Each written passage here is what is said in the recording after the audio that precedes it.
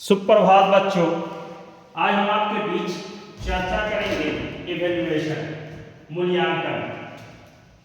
हम आप सभी जानते हैं कि मूल्यांकन छात्रों से के पठन पाठन से संबंधित पठन पाठन की हुई प्रक्रियाओं को हम आप अक्सर मूल्यांकन के नाम से जानते हैं। मूल्यांकन हम आप अपने जीवन के अंदर मूल्यांकन पाठ्यक्रम के विकास के संदर्भ में अंतिम एवं महत्वपूर्ण सोपान है। इसके अभाव में पाठ्यक्रम को पूर्ण नहीं माना जा सकता है, इसलिए कि हमारे पाठ्यक्रम को में विभिन्न प्रकार के परीक्षणों का समावेश किया जाता है। जब विभिन्न प्रकार के परीक्षणों का समावेश किया जाता है तो प्रत्येक विषय में मूल्यांकन अध्याय का समावेश होता है, और जैसे ही मूल्यांकन अध्याय का समावेश होता है तो अनिवार्य रूप में हम जानते हैं कि कोई भी पाठ्यक्रम का मूल्यांकन तभी हम कर पाएंगे जब हम उसकी त्रुटियों का ज्ञान प्राप्त नहीं कर सकते हैं। जब तक हम आप त्रुटि नहीं जानेंगे तब तक किसी का मूल्यांकन हम नहीं कर सकेंगे। इसलिए उसमें संशोधन करने की क्षमता स्वयं अपने आप के अंदर विकसित करने की क्षमता होगी। इसलिए कि समान रूप से प्रत्येक विषय में कहीं न कहीं मूल्यांकन का अपना एक प्रारूप होता है, और उस प्रारूप के क्षेत्र में हम आप जब भी मूल्यांकन करते हैं और मूल्यांकन की किसी भी विषय वस्तु के अंतर्गत करते हैं, उस विषय वस्तु के अंदर विविध प्रकार की विधियों का प्रयोग किया जाता है। इसलिए हमने देखा है कि मनोविज्ञान में मनोवैज्ञानिक परीक्षण तथा अन्य विषयों में वस्तुनिष्ठ परीक्षण, निबंधात्मक परीक्षण आदि पाठ्यक्रम में सम्मिलित किया जाता है। इस प्रकार मूल्यांकन की पाठ्यवस्तु के द्वारा पाठ्यक्रम विकास संभव हो पाता है। इसलिए कि किसी भी पाठ्यक्रम का विकास अनेक अवसरों पर उसी समय हो पाता है जब शिक्षक के द्वारा मूल्यांकन का कार्य प्रश्न पूछकर संपन्न किया जा सकता है, या फिर प्रश्नों को देकर प्रश्नों का उत्तर छात्रों से दिया जा सकता है। प्रश्नों का स्वरूप एवं प्रविधि के बारे में भी बहुत सारे विचार विमर्श की प्रक्रिया है। इस प्रकार हम मूल्यांकन की सामग्री को पाठ्यक्रम विकास का महत्वपूर्ण सोपान मानते हैं। जैसे ही हम आप महत्वपूर्ण सोपान मानते हैं, मूल्यांकन के द्वारा हम पाठ्यक्रम का विकास की प्रक्रिया से जोड़ते हैं, मूल्यांकन को विषय वस्तु से जोड़कर के हम करते हैं। इसलिए मूल्यांकन की रूपरेखाओं के संदर्भ में हम इसके संदर्भ में बहुत सारी चर्चा करेंगे। जैसे इसके बारे में जैसे इवैल्यूएशन ऑफ एम्स, मूल्यांकन जो है उद्देश्यों पर आधारित होना चाहिए। मूल्यांकन उद्देश्यपूर्ण होना चाहिए, और मूल्यांकन उद्देश्यपूर्ण कब होगा?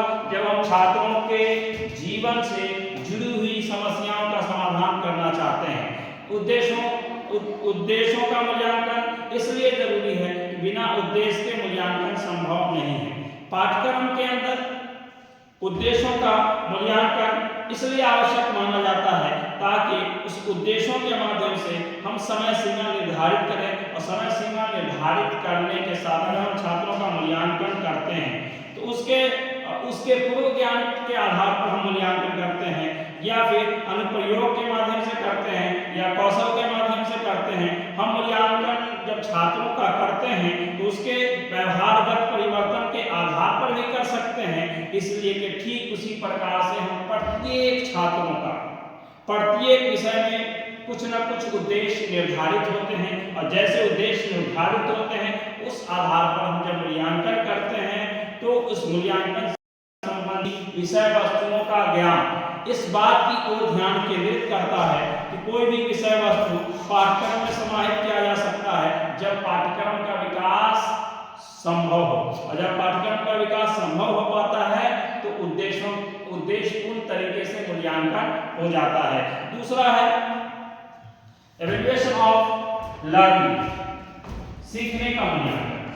अधिगम, सीखने का मूल्यांकन हम आप अक्सर देखते हैं कि जब हम बच्चों को छात्रों को सिखा देते हैं, छात्रों को सिखाने की प्रक्रिया को पूर्ण कराने के बाद हम अधिगम का मूल्यांकन करते हैं। और अधिगम का मूल्यांकन इसलिए करते हैं कि अधिगम क्या है? एक व्यवस्था का नाम है, जिस व्यवस्था के माध्यम से हम ऐसा मूल्यांकन करते हैं जो पाठ्यक्रम में अनेक प्रक्रियाओं का समावेश होता है जिससे पाठ्यक्रम के विकास को संभव किया जा सकता है। हम आप अक्सर जानते हैं कि वर्तमान समय में वस्तुनिष्ठ परीक्षण के अनुसार एवं निबंधात्मक परीक्षण के माध्यम से हम किसी भी विषय वस्तु का मूल्यांकन कर सकते हैं। और जब हम किसी भी विषय वस्तु का मूल्यांकन करते हैं, इस मूल्यांकन की प्रक्रिया के लिए विविध प्रकार की विधियों का प्रयोग करते हैं। प्रश्न पत्र का निर्माण करते हैं और प्रश्न पत्र की प्रक्रिया को गुणों और दोषों का वर्णन विषय वस्तु के अनुरूप करते हैं। और विषय वस्तु के अनुरूप इसलिए करते हैं कि इसके माध्यम से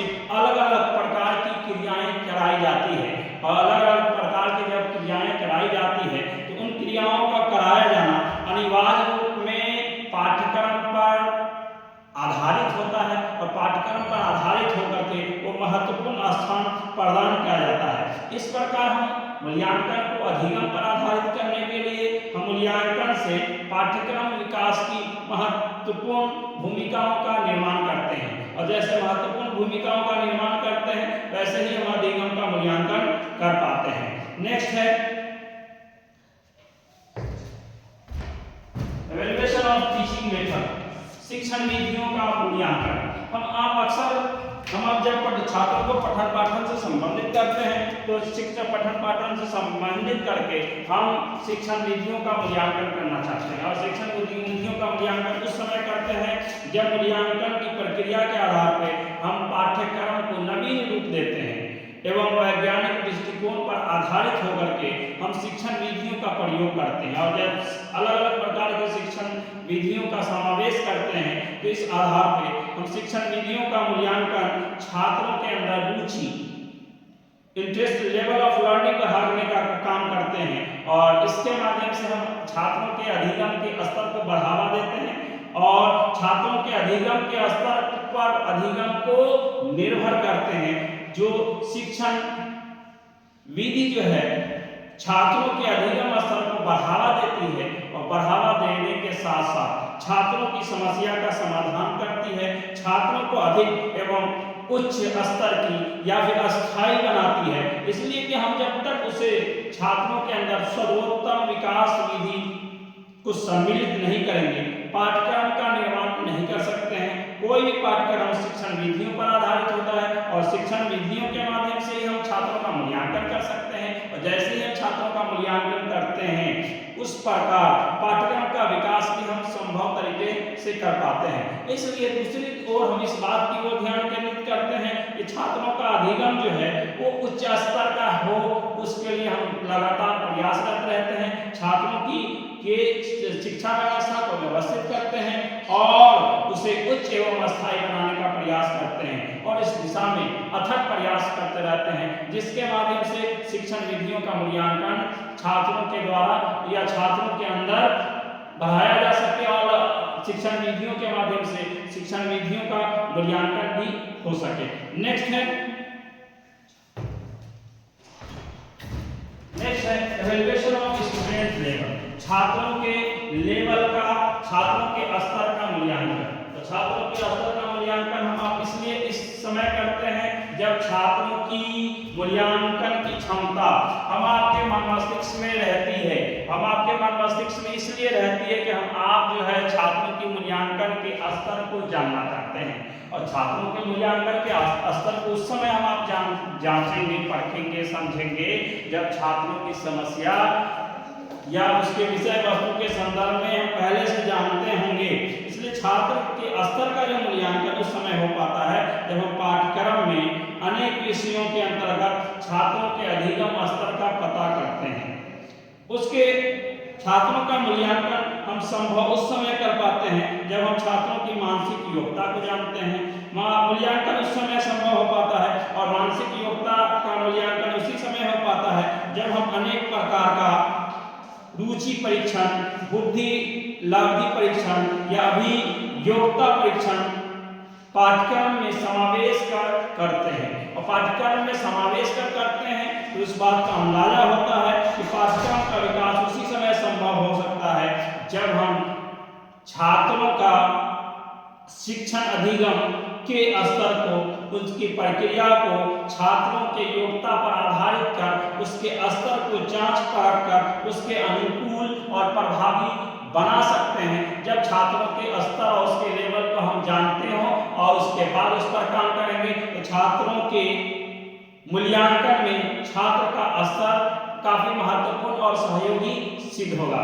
नेक्स्ट है वेरियस टाइप्स ऑफ इवैल्यूएशन, मूल्यांकन के विविध प्रकार। Various types